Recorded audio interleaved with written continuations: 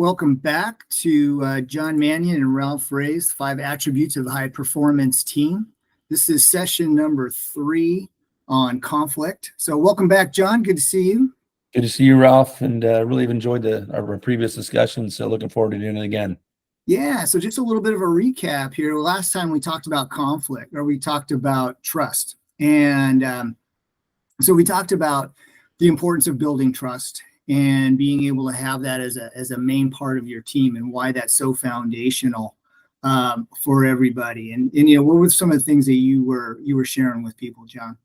Well, I think that it's such a key ingredient, and I think we mentioned the idea that it's a great investment of time in taking, making the effort as a leader of your team, and in my case as a football team, to invest in the relationship building piece. That becomes a key to having these trusting relationships. And that, trust can only, in my opinion, really happen when there's a real authentic, genuine rapport between people. So, one of my big takeaways from our last session was really, the investment of some time in that will pay big dividends later on for you and your team. Yeah. And the idea that, investing in your people and getting to know them really does pay off. And we gave everybody a couple exercises. And so if you missed those, go back to the last video and watch the video, because we gave some exercises on simple ways to start building trust within your team so you can get it going right away.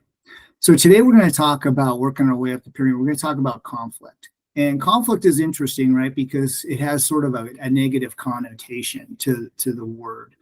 But what we're going to talk about today is how you could have really good positive conflict, and what that looks like, and the value of that, and why it's important. So that's what we're going to talk about today.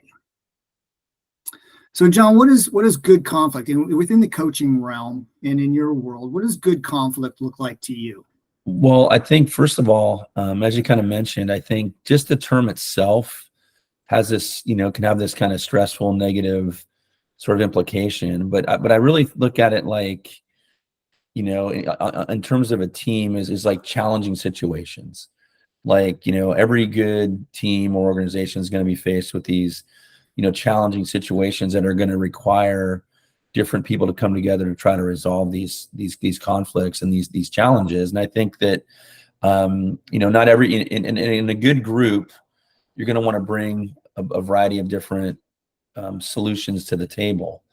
And I think, good teams and good organizations are solutions-based groups, that they find a way to overcome adversity, to overcome these challenges. So I think, a lot of that's, based, so this conflict can actually end up being something that makes your group better. But I also think, as you alluded to, a lot of it's based upon having this culture of trust.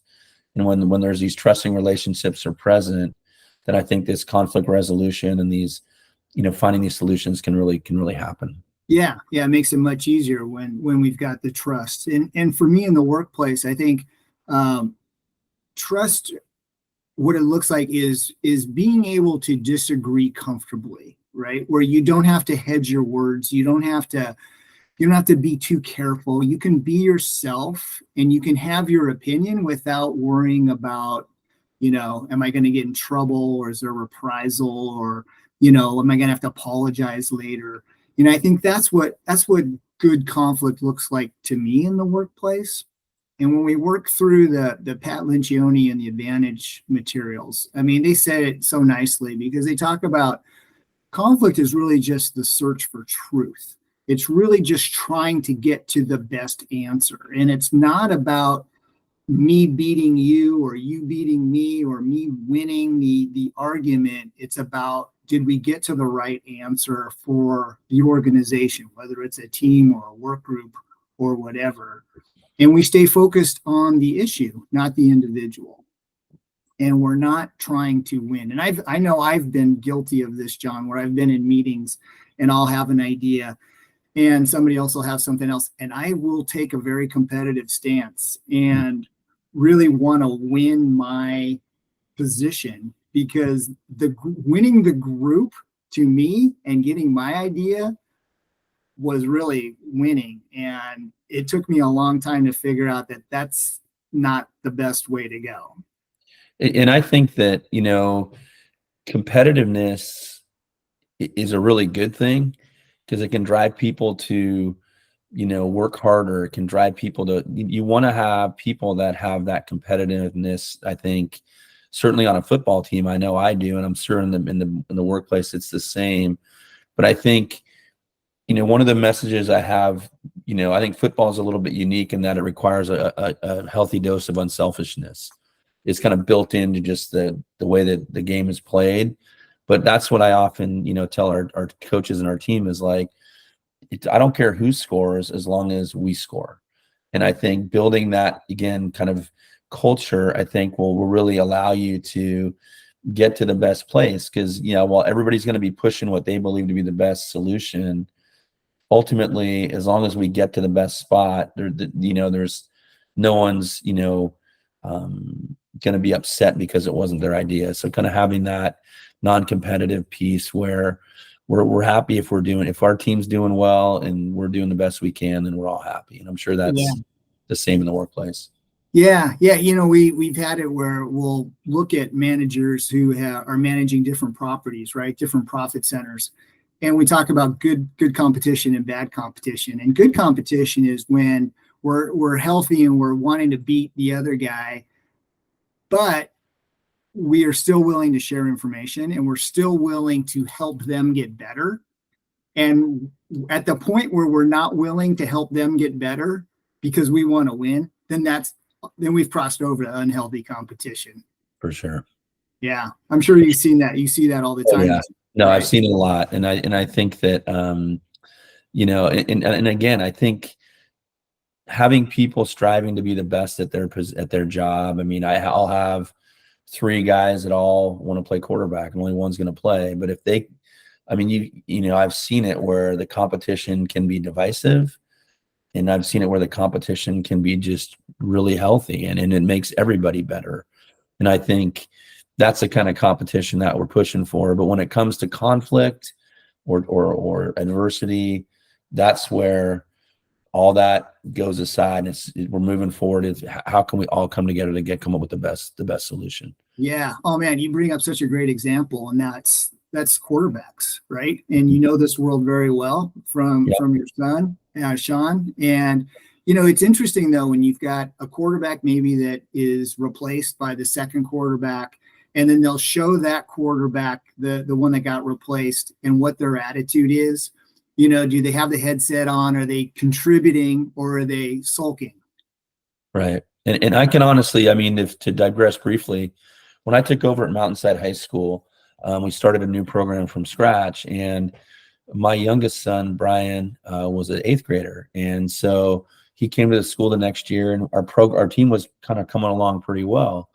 Well, we had a junior quarterback, and when my son was a sophomore, my son was a freshman. Actually, he was a sophomore. My son was a freshman. He had this sophomore become our starting quarterback, and he was a very good all-around player. And we won our last 3 games, even though we didn't have any seniors on the team. And after the last game, my son told me this, a couple of days afterward. After the last game, he came up to my son and gave him a hug and said, "Next year, you better be starting."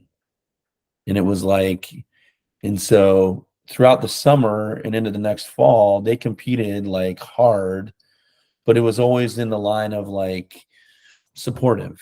And ultimately, that team was one of the top teams. It became one of the top teams in the state. And I really believe that part of it was because even though we were competitive, we were doing it in a way where you're right. Everybody was genuinely, wanting the others to do well. And that's it. And if you can get to that point, I think your organization and your team will really thrive.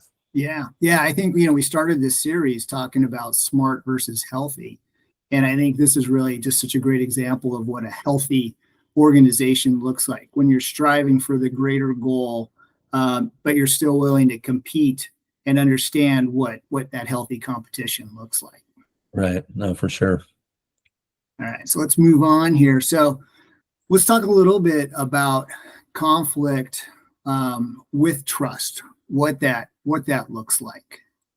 Yeah, no, I think that if I could kind of layer one more thing on this. In terms of conflict or adversity or challenging situations, one of the things one of the starting points, because as a coach, I know that this is going to happen in every game, in every, season. So one of the things I talk to our players about is this, I use a phrase, say, you need to have one look on your face, in that we're not going to be up when things are good and dropping down when things are bad. And I think that this kind of rolls into this topic, because if your group, your team, your managerial group is all sort of stays steady when things get challenging, that can allow these adverse situations to be managed much more smoothly than if you have a group that's kind of flying up and down and everybody is hitting the panic button. And so I think for me, like, step one for me is just, as the leader, leading by example. When we're having a hard game and we're having, problems, and, in the first half of the game, I can't be like raising my arms and throwing my hat, and I have to maintain like a level of like, we're all going to be okay. We're going to figure this out. And I think if you start with that, then I think that you can really look to one another to try to resolve the situation. You can try to stay in-house. You can try to really like work as a group to find that next, solution. Or, in a case of a game, maybe at halftime, we make an adjustment or two. And that's one of the things, as a coach, I would, if we were having a hard time running the ball in the first half, at halftime, I would get our offensive line and I would say, what do you want to run? What do you guys think would be a successful running play?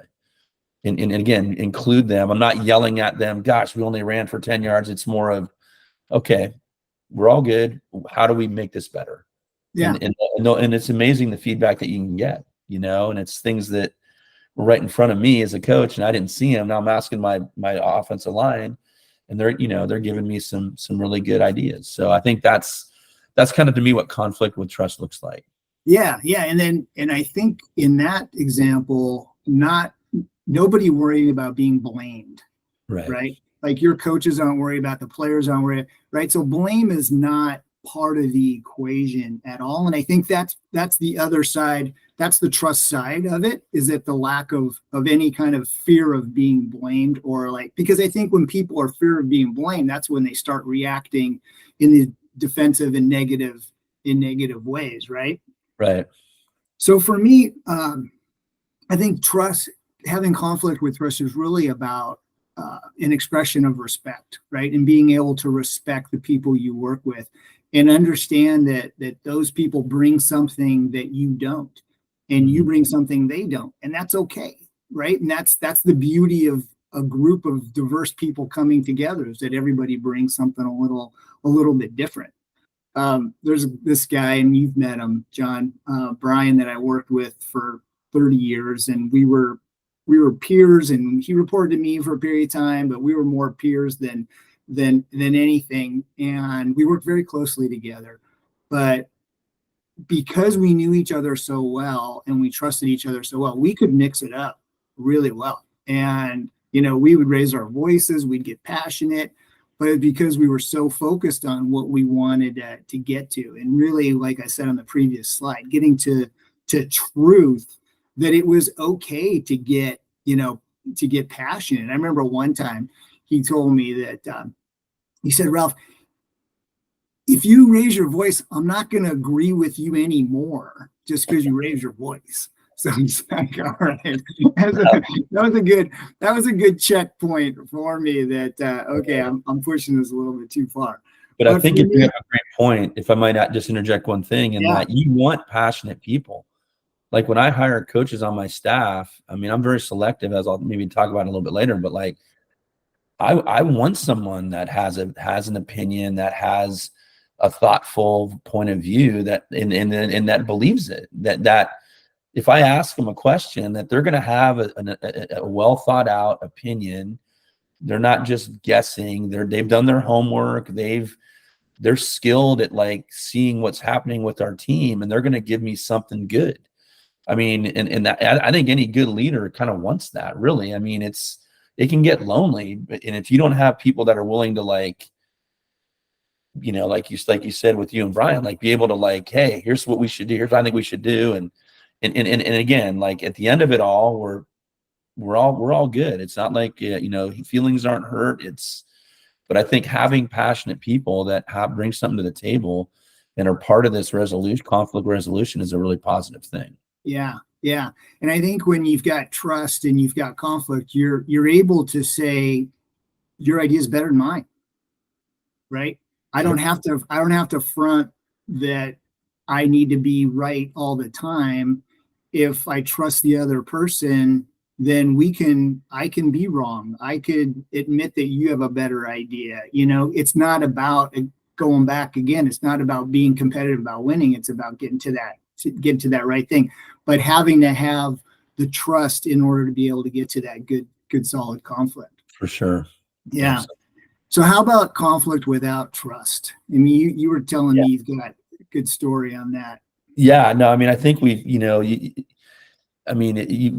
I've seen it. Knock on wood. I mean, I haven't, thank God, had a lot of that with, on my teams. We've always placed a huge part on building strong culture.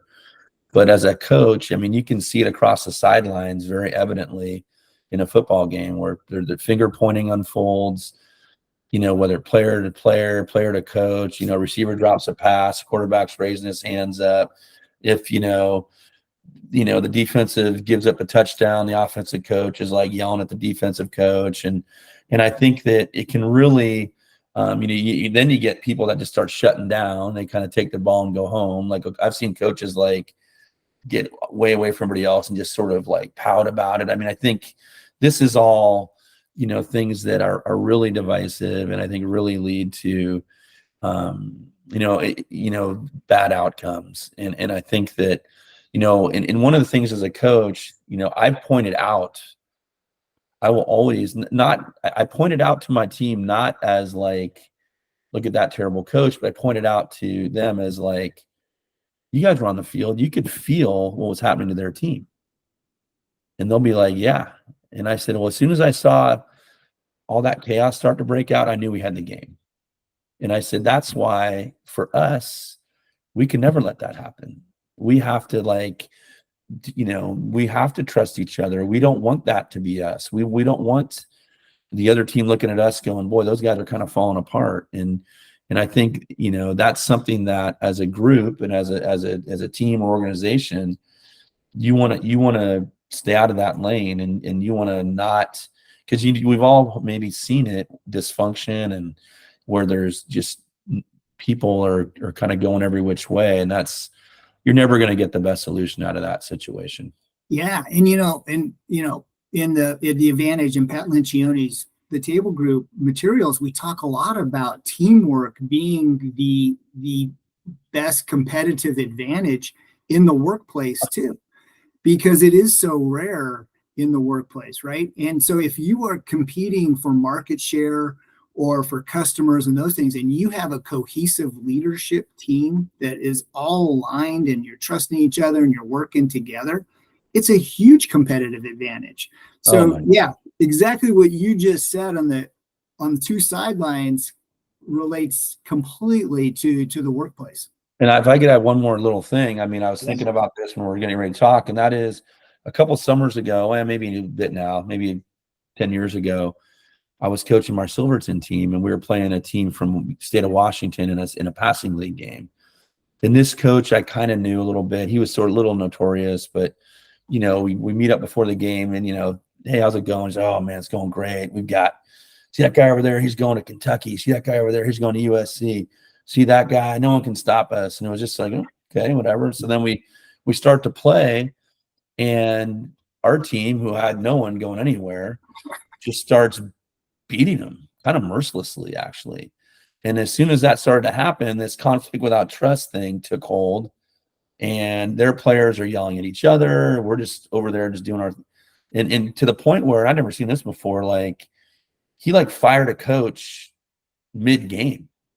Like, get out of here. I'm like, what on earth is happening here? The point is, in terms of using it as an advantage, we had a cohesive team. We didn't have anybody going to any of these colleges all their guys were going to, but we soundly won because we were a much better functioning group. And so, I mean, that it can happen. That's awesome. Good stuff. All right. So I wanted to go through the conflict continuum because it's such a great layout, and it's so good for managers to be able to use this to be able to evaluate their team where they are. So let me take you through it. So when we talk about conflict, we've got the spectrum, right? On one side, we've got the left side there, we've got artificial harmony. And that's where people are just going along to get along. It's not worth it to bring your voice up. It's just easier to be quiet.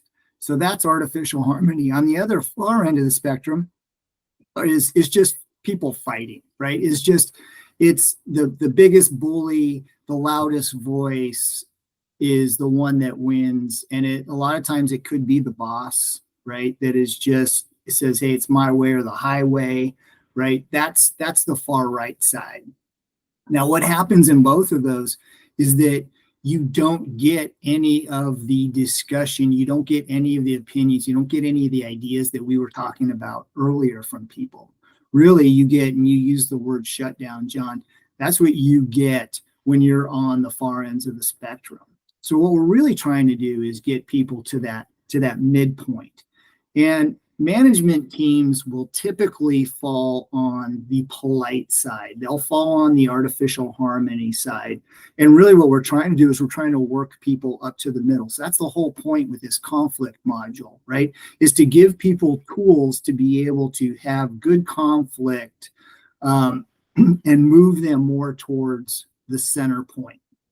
So when we have artificial harmony, that's where you'll have, the boss will be in a meeting and say, okay, here's our sales goals for next month. Is there any questions? No one says anything. But then when people walk out of the room, they're talking in the hallway about there's just no way that's going to happen. How are we going to do that? They're at the car at the end of the day talking about it. So you end up with this conversation that should have taken place together so we could solve the problem. But because of the attitude of the leader, there isn't that opportunity, and it's the whole thing is lost. So, I don't know if you can relate to this from your point of view. Very much so. I mean, I think that really like artificial harmony, I think is, like on a team, is if things are going pretty well, then everybody's happy. But if under the surface, there's things that are happening that, aren't really, really good, but no one's really wanting to say it, then I think that'll come up later, and it'll come up in a bad way. And that'll flip you pretty quickly to the other side of this continuum, where if there's all these people that have had opinions and have been talking amongst themselves, and then it's never really facilitated or addressed, then all of a sudden you're going to have the mean-spirited attacks or the finger pointing. And so I think as a leader, you really want to empower your employees or your players to, like, again, I don't want my players, like, every little drill giving their 2 cents on what we should do instead. But if I have a practice that doesn't feel right, or if I have something that doesn't feel right, I will ask them. Because, like you said, I mean, I think we oftentimes, especially if you're not as familiar with the group, you'll default to the silence part. And I think that's many people anyway. And so I think being mindful of, like, getting people out of that default position, I think, and more to the middle where these healthy discussions can happen, I think is a really important thing. Yeah. And you as the leader, me as the leader, anybody that's the leader, knowing where your default spot is, right? Because as individuals, we fall on this spectrum where some people are just more comfortable with conflict and some people are not.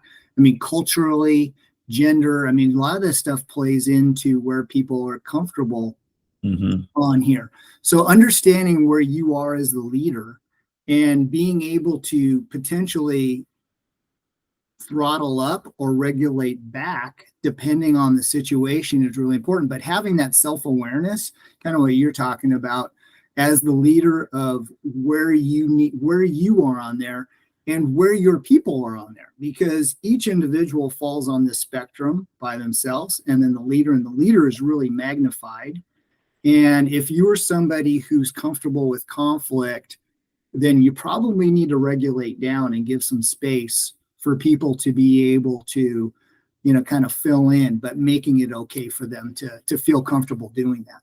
I think that's great. And I think, like, a lot of times, I've told my teams, like, because a lot of times in football you'll have, some other players that are kind of the showboater types or the demonstrative on the other team, and I've always told my players, I said, you got to watch out for the quiet guys.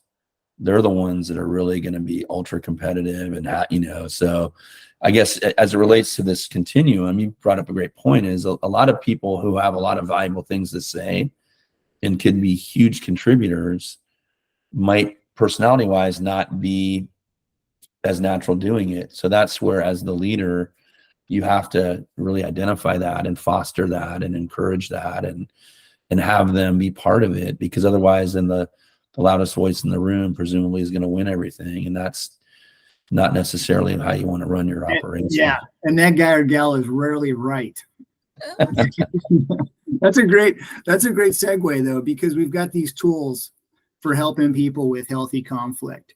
And so, you were just talking about, I think that we'll just jump to the silence equals disagreement, because that's it's exactly what you were just talking about. And I feel like that, there's people's in meetings and people I can think of always, like when we have a large meeting, there's always the 2 or 3 guys, and I'm one of them, that'll jump in quick with their answer on what they think the solution to anything is.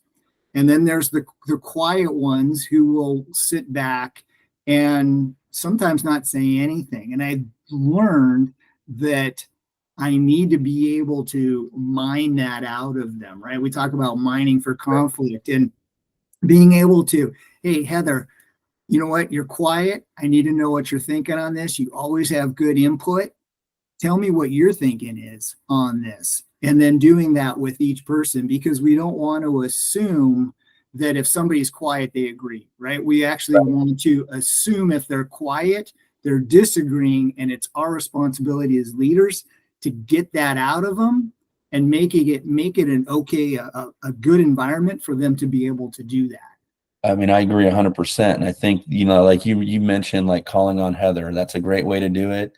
I've even done different things, even to the point where, in like, if we had 6 guys on our coaching staff and we were trying to decipher, all right, who should be our starting defense, who should be our guys at these various positions, and some guys won't coach those. So everybody's been at practice. We've been going all summer. We've got, our training camp underway, and all in a meeting, I'll hand everybody a piece of paper and say, hey, I want you to list down your 8, who you think are the 8 toughest guys in our team.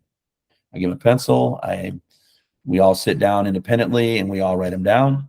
And then all at once, I don't have one person to go up at a time. So you get that whole agreement thing. I'll give everybody a different pen. We'll go up. I'll say, all right, list them down right now. So we all 6 stand there. We write down 1 to 8, and then we step back and we look at it.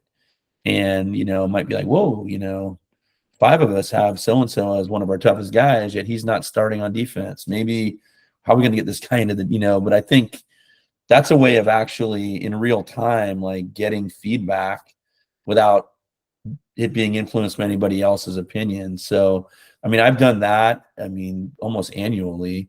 But I think finding ways to mine, as the terminology you're using is, you have to get it, because, people in your organization, if you're bringing together a strong group, you want people that understand the game, understand the company, and are going to have something really valuable to say. But if they're never in a position to really say it, and you kind of let them sort of be the silent partner, you're going to be possibly missing out on a lot of really valuable information. Yeah. No, that's a great exercise. And you think about in meetings where, you'll have a brainstorming idea and people will vote with Post-it notes or whatever, same kind of idea. But being able to make it easy for people to have their opinion regardless of what everybody else is thinking, and setting that stage. All right, so let's talk about leader sets the tone, because John, you've talked a lot about culture and the Yes. importance of culture, and I think it really starts with, I mean, that one statement. Yeah. I think, leading by example, I think is really one of the fastest ways. I mean, not to jump back, but one of the fastest ways to gain the trust of your organization is if you lead by example. And, again, what you just mentioned about people having a voice and like being willing to write down their thing on the post-it note and raise their hand, put it up there, is you as the leader have to be vulnerable. You have to kind of foster that as well. Because like people are if you're asking someone to write something down and put it on the board, or that's vulnerable. They're putting themselves out there. Yeah. So you have to, as the leader leading up to that, have fostered this idea that we're willing to be vulnerable here, and not if someone hasn't something that there's not going to be any disrespectful glances or like eye rolls or anything. That we want people that are willing to put themselves out there with an idea. And I think that a lot of that comes from the approach you take to your group. And I think that that's something to really, be purposeful about and mindful of is how are you fostering this sort of, healthy conflict that you're wanting to create. Yeah. Yeah. And I think it starts with the leader asking him or herself, how comfortable are you with disagreement? In a meeting, are you comfortable with people saying, no, I don't think that'll work, I've got another idea?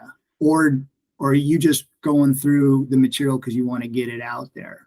I think that, so setting the tone is about creating the atmosphere of you as the leader really thinking about, do you encourage people to disagree with you? And are you cool with that? And I think that that's exactly what you're saying is setting the tone and setting the example for, it's okay to disagree with me. It's because you may have a better idea. Even if I'm the leader or not, I'm not expected to have every answer. And you mentioned that when we first started talking, it's an awfully lonely place if you got to come up with every answer yourself. And I think being secure in your own skin, I mean, knowing that, and we haven't really talked a lot about like confidence, but like having a knowledge that, I'm in this position and I'm doing the best I can, but like I don't have the answers. So I think it's a tricky line if you ask people for input, but if you hear it, then you suddenly you get kind of testy back at it, or like you get defensive. I think you have to be healthy enough and confident in your own skin that if you get feedback that maybe isn't what we all like it if people think we're doing a great job, but like if someone says, hey, what about this, if you get immediately defensive, then that becomes counterproductive.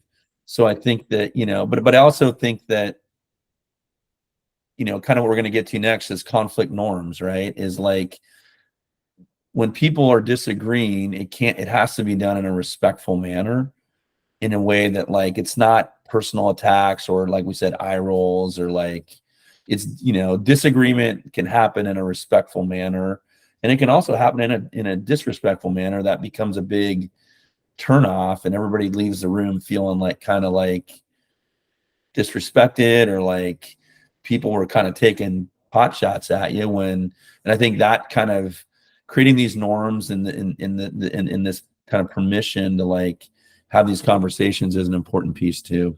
Yeah. I want to pick up on what you said about confidence, because I think that is a key ingredient here. And I think people feel confident in their job and at work when they know they're valued and they know their opinion matters, right? And that's when you can be confident, when you have your place on the team, right? And you know that you're an important part of the team, then you're okay with putting yourself out there. If you're not sure about where you stand, or does the boss like me, or does the coach like me, or, then it's really hard to put yourself out there. So yeah, creating this spot of like, okay, I've built my team. Now this team feels they're solid. They understand how important they are. That's that confidence part. now you can go ahead and confidently state your opinion, even if it's in disagreement to mine. Right. No, and I think and that again circles back to this trust, this relationship piece where if people have a genuine, real relationship with each other, even if they're totally different, I've had coworkers that are a lot different than me, but there's common ground. I know something about them. They know I care about them. And I think if that's the case, then this confidence can ensue. And I think because you're right, if you're not sure, if you don't know where you stand, you can be very reluctant to put yourself out there. So again, investing in this time and effort to make that person feel valued and feel, build their confidence that, hey, I want your opinion. You're bringing something to the table here. I think that's going to get you the best results and the best kind of outcomes of these adversity or conflicts that might occur. Yeah. All right. So you started talking about a little bit about conflict norms, and in the vernacular of the book, The Advantage, conflict norms are what are the rules of the road, right? So if you say that we talked about the continuum and okay, well, where do we even start? Then we start with a team and talking about simple exercises, create your rules, right? How do we behave? How do we treat each other? And in a meeting standpoint, it could be that simple as we don't interrupt each other.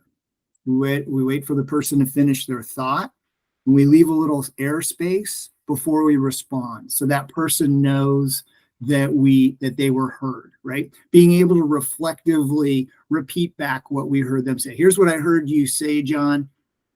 I can't agree with this part of that, right? So the person knows that they were heard, and it gives them something to work off of, right? So even if you have a couple, 3, 4 rules that you have for healthy conflict, and you put them in your conference room so everybody can relate back to them, really, because what we're trying to do is move people away from that artificial harmony and just going along to get along, and being able to push them to the middle and giving people some guidelines is really a helpful way of moving them that direction. I agree. And I think, for me as a coach, I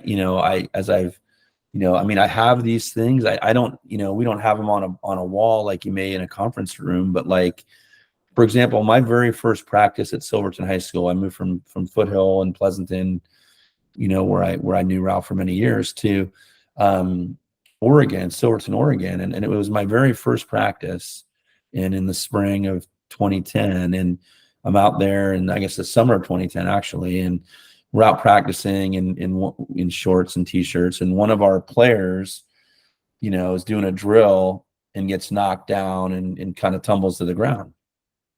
And, some guy in the line, we had a line of this drill, and some guy in the line laughs.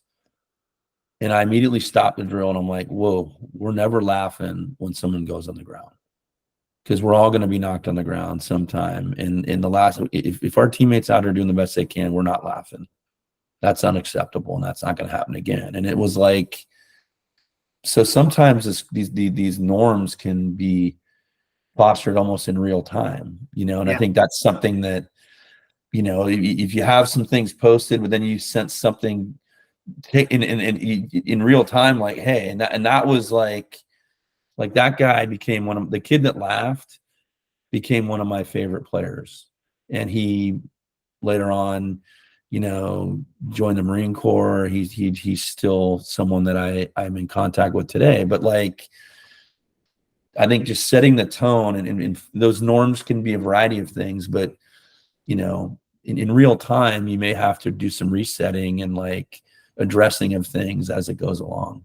Yeah, that's awesome, because I think that's tying in the leader setting the tone, along with actions speak louder than words, right? The example that you set is far more important than having something that's posted, right? Because it's actually, we're putting these words into action. No, so that's a great story, John. It does tie a little bit into real-time permission. And real-time permission is about encouraging healthy conflict. And that is looking when two people in a meeting, and this can happen, fairly often, right? Where you'll have you won't have the entire meeting of 10 people disagreeing. You'll have 2 people, and they'll be going back and forth, and it can get kind of uncomfortable for everybody else. And real-time permission is not for the leader not to shut that down and to squelch it. It's about encouraging it in a healthy way. And if things are going sideways and it's getting personal and we're getting off the issue and it's getting overly competitive and that type of thing, then the leader jumping in and bringing it back within the structure that you all agreed on, but encouraging and thanking them for having a difference of opinion and being willing to state it, and then pulling in the rest of the group to get other opinions on the same thing, right? So we take it away from the individuals and the personal part of it and bring it back to the issue. I mean, yeah. And I mean, kind of an unfortunate example of this for me occurred in the summer of 2020. We were, our team had been super successful the year before, and we were getting prepared for what was going to be a really good season in 2020. COVID hit. And in the midst of all that, there was a lot of things happening nationally, including like situation with like George Floyd and different, there was a lot of, emotions were high on a lot of fronts. And well, it turns out one of the guys on my team had some social media stuff from before that had been, pretty racially insensitive. Mm. And so at the time we weren't as a group because we were all in quarantine. So I did get permission. I brought that. He was a very good player, frankly, one of our best players. And I was trying to manage this, and like, I don't know much about social media. And so I got permission to bring our senior group in, and, and all of them, there was probably 18 guys, and we kind of spaced out in the room and all that, but everybody was hearing what was going on. It was actually being referenced in the newspaper and all this crazy stuff. So we kind of laid it out, and I'm like, I want to know what you guys think of this situation. And I was quite surprised the diversity of opinions, and I was quite surprised about whose opinions were where. I mean, I had, it was quite eye-opening. But coming out of it all, I had to ultimately make the decision that the player couldn't be part of the program anymore. It was unfortunate, but it was truly based on getting all this feedback in a very stressful situation and doing it in a way that everybody had a voice. And I was amazed at the maturity of these 17-year-olds had taken to this whole thing. And so I guess the point is, this real-time permission, it can be done in different ways, but I think when you are faced with a challenge, sometimes it's best to bring it together and say, we all have to I want to know what everybody's point is on this. And yeah, and that was a situation. I hope it was most unfortunate, but it really illustrated how a group can deal with a very stressful situation in a very positive way. Yeah, no, that's awesome. And you made a really important point there, John, is that, and something that will come up in these meetings that I do with teams, is that, okay, you have this debate, right? You have this good, healthy conflict, and now you've got this difference of opinion. Well, what do you do, right? And in the case you just outlined it very well, leader has to decide. Leader decides, right? We've got a variety of opinions. There's maybe not necessarily one best way, but there has to be a way. So the leader has to be accountable for saying, okay, I make the decision, and then the team gets behind it because they had their opportunity to speak their piece. Very much so. So great example. And we'll talk a little bit more about that when we get up into commitment in the next session, because it's really important that people be able to speak it through, but somebody has to decide. Right? You can't end with, well, all right, well, good debate. You got to come up with something. And, we'll talk about that, not related to the example you had, because there was kind of a clear definition of what you wanted to do. But a lot of times, in business, there isn't the answer. And then setting up some guide rails around, okay, if this doesn't work, we're going to give it this amount of time, this amount of budget. We're going to put some guardrails around the decision. And if we don't get to these milestones by this period of time, then we'll go to plan B, right? And everybody knows if this doesn't work, what we're going to do. And then we maybe won't go on that same road forever. But so awesome point though about, the leader needs to make a decision after you've had these good discussions. All right, so our tools and takeaways. The first couple I had there, so I'll go. And so I'm going to ask you all as leaders, how open are you to conflict, and for you to kind of self-reflect on that. And can you think of times in your team where you have mined for conflict and you have created real-time permission for conflict? And are you actively doing that, or is there an opportunity for you to improve on that? So I'm going to ask you for that. And then I'm going to ask you to think about where your team falls on the conflict continuum. And think about maybe a couple of the things you can do to move yourself up to encourage more healthy conflict with the things that we talked about today. So those are my couple. John, what do you got? Oh, I would say number 3 there, adversity is opportunity. And I think that, with any team organization or even personal relationships that we have with others, a lot of times like challenging situations, difficult situations, that's where the friendship and the relationships can grow even deeper. And I think that when faced with these challenges or these conflicts, that if handled properly, your group can come out of that even stronger than you went into it. Again, they're not always easy, and we'd rather not have these challenges probably, but when presented with it, it really can be an opportunity to strengthen your group and come out of it even stronger. And lastly there, number 4 is, a lot of this can happen if you have this level of trust in your group and if you have fostered this culture of trust. So I think that when you're putting your team together, even as a leader in hiring or in, who am I going to make team captain? Who am I going to hire as a coach? Like, I've always placed an emphasis on people that I know will be good role models and will be people that'll be really real assets when things get tough, versus people that might be really an expert in something, but when things get harder and maybe not going to do much for the rest of the group. So kind of keeping your eye on as you build your team and as you foster your team, keeping this trust piece as a key ingredient to what you're putting together. Yeah. And I think that's really honoring the healthy side of the organization, right? When you equally value the smart side and the healthy side, then when you're looking to build your team, you're looking to the people and saying, can I build a trusting relationship with this individual? You told me a great basketball story, John. Would you please? Yeah. Okay. Well, so when I was hired in 1993, I moved to Pleasanton from Milpitas High School. I was a teacher and coach at Milpitas High School for 4 years. And our family, my wife and I had bought a home in Pleasanton, and it was about 30 minutes away. So we had our son, oldest was born, our second was on the way. Long term, it was going to be a little logistically challenging. So I approached Matt Sweeney at Foothill High School, which was a very successful football program that was in our neighborhood.